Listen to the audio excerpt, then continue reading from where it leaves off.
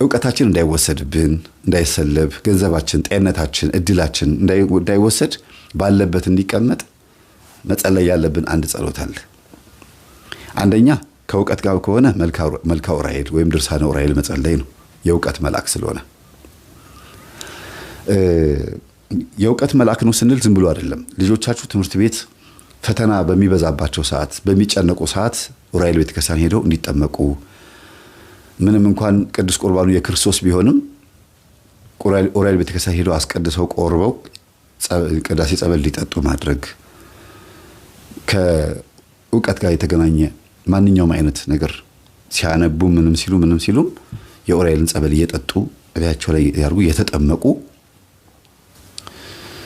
በመልካም መልኩ መኖር ዕውቀትን ያሳድጋልም ያጸናልም አይወሰድብንም አይሰለብብንም የመርሳት ችግርን ሁሉ ያስወግዳል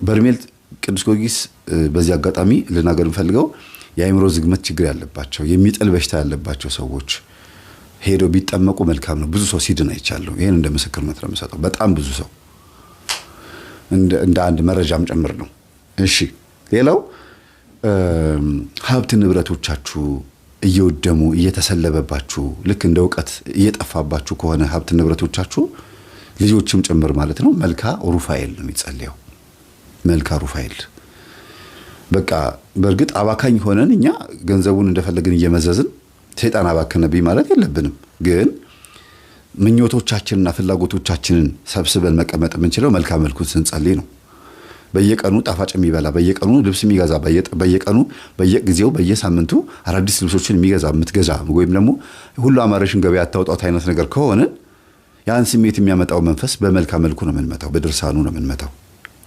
የሩፋኤልን ጸበል በመጠጣት ነው ለሁሉ መላእክቶች የራሳቸው የተሰጣቸው ነገር አለ ጤንነታችሁን ጭምር ማለት ነው ሌላው የዛር መንፈስ ብዙ ጊዜ ግብር እያስገበረ ካስቸገረ ለምሳሌ ደም እያስደማ በፔሪየድ ሊሆን ይችላል ወንዶች ደም እያስቀመጣቸው ሊሆን ይችላል ነስር እየነሰራቸው ሊሆን ይችላል እየተደባደባችሁ ደማችሁ እየፈሰሰ ሊሆን ይችላል እንደገና ደግሞ ቁስል እያመጣ ከከከክ እያረገ ህመም እያመጣ ግብሩን የሚፈልግ የቤተሰብ የዛር መንፈስ አለ ብዙ ጊዜ በሽታ የለዋወጠ ቤት ውስጥ የሚያንከባለል ሊቀ መላእክት ቅዱስ ገብርኤልን ጠሩት መልካም መልኩን ጸልዩ ድርሳኑን ጸልዩ ጸበሉን ተጠመቁ ይሄ በድርሳኑ ማነው በመጽሐፈ ሄኖክ ላይ ስልጣን ተሰጥቶታል ለሁሉ መላእክት ስልጣን ተሰጥቷቸዋል በእባቡ ላይና በጊንጡ ላይ ማለት በዛሩ ላይ ሾም ያለው ተብሎ የተባለው ማነው ቅዱስ ሁሉም እኮ ዛሩ ያባርራሉ ግን ይሄ ስልጣን ድርሻ አለው የየራሳቸውና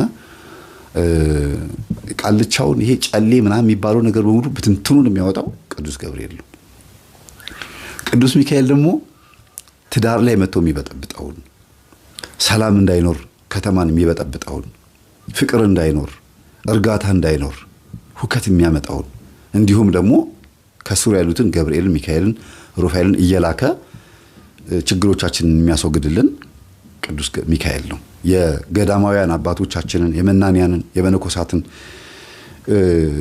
ስጋ ፍትወት ሲመጣባቸው ስክንም ያረጋግላቸው የሚያበርድላቸው በስግደት በጾም በጸሎት እንዲበረቱ ሰዓቱን ጠብቀው ተነስተው እየቀሰቀሰ 9 ሰዓት ላይ እንዲጸልዩ የሚያደርግ ሌሊቱን ሙሉ በጸሎት እንዲተጉ በገዳም የመጽናት የመታገስ አንድ ነገር የመቻል የመቋቋም ቻሌንጅ የማድረግ ስልጣን የሚሰጥ ቅዱስ ሚካኤል ነው በጣም በጣም ታጋሽ ግን ዝም ይላል ሚካኤል አርመመ ወገብርኤል ተደመነ የሚለው ወረቡ ራሱ ሲወርቡ አባቶቻችን ሚካኤል ታገሰ ዝም ማለት ጸጥ አለ አርመሞ ማለት ዝምታ ማለት ነው ገብርኤል ግን ተገረመ ሲል ማለት ነው እንዴት የፈጠራቸውን አምላካቸውን ይሰቅላሉ ብሎ ሰይፉን ከሰማይ ወረወረ ነው የሚለው የቤተ መቅደስ መጋረጃ ለሁለት ተከፈለ ከሚለው ጋር ማለት ነው ሲያዝ ምንድነው የሚካኤል ትልቁ በቃ በጣም ለየት ያለ ባህሪው መልአካዊ እርዳታው ለኛ መልአካዊ እርዳታው ጸባይኛ ያረጋል በጣም ትህትና ያላቸው ሰዎች ብዙ ጊዜ ከቅዱስ ሚካኤል በረከት አግኝተዋል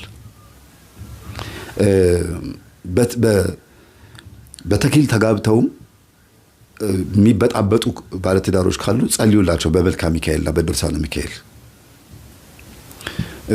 በቁርባን ተጋብተው በተክሊል ተጋብተው ቤት ውስጥ ብጥብጥ የሚያረጋችሁ ሰው ካለ ያወቃችሁትም ሰው ይኖር ያላወቃችሁትም ሰው ይኖር አጋልጥም በሉት ከዚህ ቤት ማጥፋ ሚስጥሩን ግለጥልን ካላችሁት ያወጣል። ሰላም ነው የሚፈልገው ቅዱስ ሚካኤል ባለበት ቦታ ላይ እርግጥ ፍሎ ይሄ ደስ የሚል እንዴት ነው አንዳንድ ወንዝ ቦታ ላይ የሚሄዱ ሰዎች እኮ ውሃው ሲወርድ ሲያዩት ደስ ይላቸዋል አይደለም?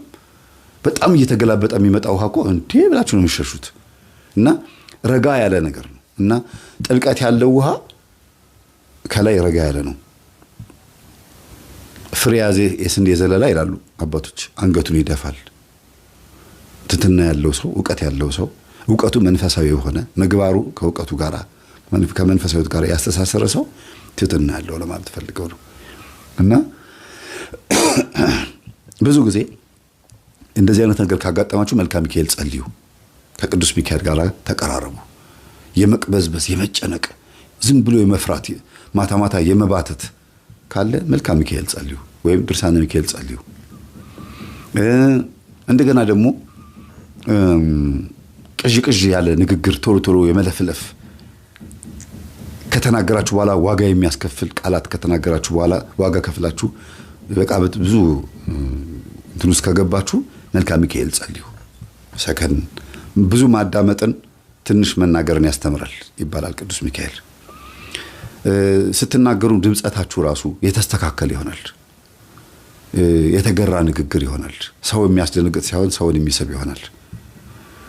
እርጋታ ያለው ንግግር ብዙ ጊዜ ሰዎችን ይማርካል ይባላል።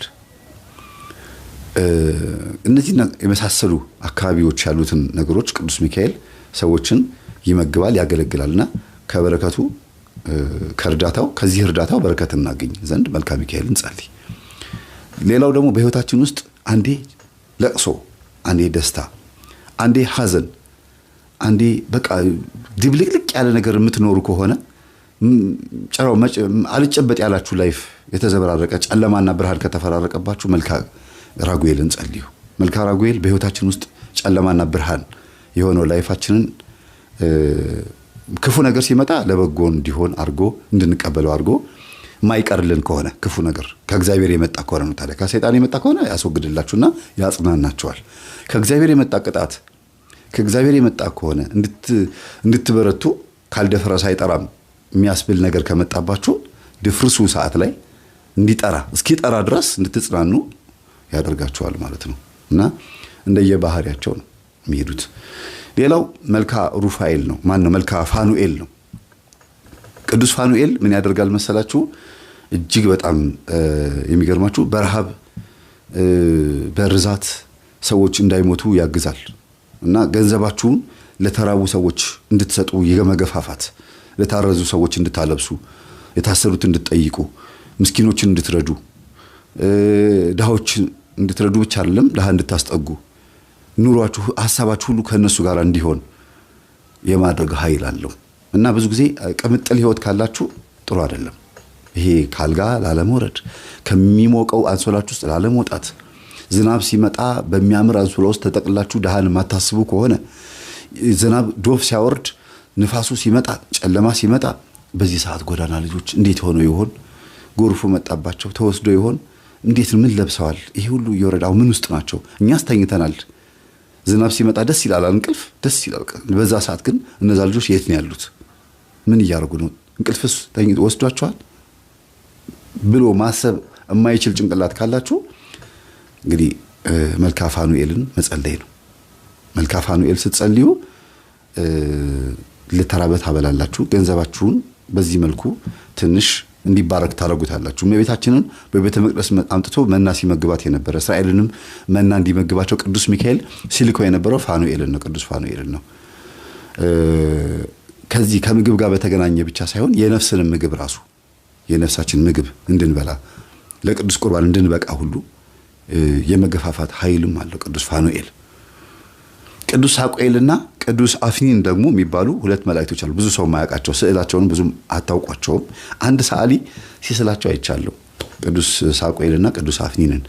እነዚህ ደግሞ ከድንገተኛ አደጋ ያድናሉ። መኪና ሲገለበጥ፣ የተወረወረ ዕቃ ሲመጣ፣ የሆነ ነገር ብቻ ድንገተኛ የሚባሉ አደጋዎች ሲመጡ የማትረፍ የማዳን ከሞት የማዳን ስልጣን ተሰጥቷቸዋል። ያለ ቀናችን እንዳንሞት፣ ሞተንም ከሆነ ነፍሳችን ከስጋችን ሳትለይ በአልጋ ላይ ማቀቅን ምንም አለም እንድንተርፍ የማድረግ ከድንገተኛ ነገር ብዙ ሰዎች ተረፉ ይባላል። ህፃናት ራሱ መኪና ተገልብጦ አዋቂ ሞቶ ህፃናት ይተርፋሉ። ቀናችሁ ሳይሆን እንዳትሞቱ ከእግዚአብሔር ጋር በተሰጣቸው ስልጣን ከአጋንንት እጅ ነጥቀውም ወደ ነፍሳችሁ ወደ ስጋችሁ ነፍሳችሁን የመመለስ ስልጣን አላቸው። እና ከድንገተኛ አደጋ አድነኝ ብላችሁ ስትጸልዩ የሚደርሱት እነዚህ ናቸው። እናንተ የምትጸልዩት ወደ እግዚአብሔር ነው። መላእክቶች ግን እንደየስራቸው እየመጡ ያገለግላሉ ማለት ነው። መስሪያ ቤት ለምሳሌ ስራ አስኪያጁ ድርጅቱን የከፈተው ጨርቃ ጨርቅ ፋብሪካ ከሆነ ድርጅቱ የሰራው ጨርቃ ጨርቅ ፋብሪካ ልብሱን የምትገዙት ከስራ አስኪያጁ አይደለም። ስራ አስኪያጁ ድርጅቱን የሚያስተዳድረው እንደ ስራ አስኪያጅነቱ ዋና ዋና ስራዎችን ነው። ከስር ግን ዲስፕሌይ ይኖራል፣ ሰርቶ ማሳያ ሱቅ ይኖራል፣ ከዛ ጨርቁን የሚቆራርጥ ይኖራል፣ የሚያጠብ ይኖራል፣ ምናምን ማሽን የሚጠግን ይኖራል። እያንዳንዱ ነገር የሚሰራ የፋብሪካውንም ስራ የሚሰራ አለ። ከዛ ልብሱ ከተመረተ በኋላ ወደ ህዝብ ደግሞ የሚያደርስም አለ። ልክ እንደዛ መላእክቶችም ከእግዚአብሔር እንደራሴ የእግዚአብሔር እንደራሴ ስለሆኑ እግዚአብሔር ምን እንደሚያስብ ምን እንደሚፈልግ ለሰው ባለው መጠን እና ለመላእክት ባላቸው የፍጡርነት መጠናቸው ልክ ይረዱታልና መጥተው ያግዙናል። አንዳንድ ጊዜ እግዚአብሔር ሳያዛቸውም የእግዚአብሔር እንደራሴ ሆነው ሰርተው ይሄዳሉ። ለምን? ቅንዓትም ስለሆነ ነው። እግዚአብሔር ሲሰደብ፣ እግዚአብሔር ሲወቀስ ወይም ቤተ መቅደሱ ሲቆሽሽ ማየት ስለማይፈልጉ ቀጥተው የሚመለሱበት ጊዜ አለ። ነብዩ ዘካርያስን ታውቁታላችሁ። ማን ነው? ካህኑ ዘካርያስ የመጥምቁ ዮሐንስ አባት ማለት ነው። ወንድ ልጅ ትወልዳለህ፣ ኤልሳቤጥ ሚስትህም ትወልዳለች ሲለው ጊዜ አላምን ሲል አንደበቱን ዘጋው ይላል። አንደበቱን ዘጋው አልተባለም፣ ሂድና አብስሮን የተባለው ግን አንደበቱን ዘግቶ ይሄን እስክታይ ድረስ አንደበት ይዘጋል፣ ልጁ ሲወለድ አንደበት ይከፈታል ብሎት ነበር። ተከፈተ። ስለዚህ ሊያበስር መጥቶ በዛውም የራሱን ስራ ሰርቶ የሚሄድበትም ጊዜ አለ። የግዴታ እግዚአብሔር ያዘዘው ብቻ አይደለም የሚሰራው። ይቅር አይልምና አታስመርሩት የተባለው ለምንድን ነው? በራሱም መንገድ ስለሚሄድ ነው። መላእክቶች ነፃ ፈቃድም ስላላቸው ነው። ቅዱሳን ስለሆኑ የእግዚአብሔር እንደራሴዎች ናቸው። የእግዚአብሔር እንደራሴዎች ከሆኑ ደግሞ እግዚአብሔር ምን እንደሚፈልግ ያውቃሉ። እንደ መጽሐፍ ቅዱስም ህግም ይሄዳሉ፣ እንደ ፍቅር ህግም ይሄዳሉ። አንዳንዴ ፍቅርን አስበልጠው ከህጉ ውጪ የሚሄዱበት ጊዜ አለ። ህጉ ከተጻፈው አልፈው ፍቅርን ብቻ አሳይተው የሚመለሱበት ጊዜ አለ። እንደዚህ ይደረጋል እንዴ ብላችሁ የምትሉት ከተጻፈው ውጪ ሆነው መላእክቶች የሰሩትን ስራ ብዙ ቦታ አንብበናልና ይሄን የመሰለ ስለተማማረን የአምላካችን ስም የተመሰገነ ይሁን። ዛሬ በጣም ብዙ ነገር ባወራም ትንሽ ፍሬ ነገር እንዲያዛችሁ ተስፋ አደርጋለሁ። ሰላም ሁኑ።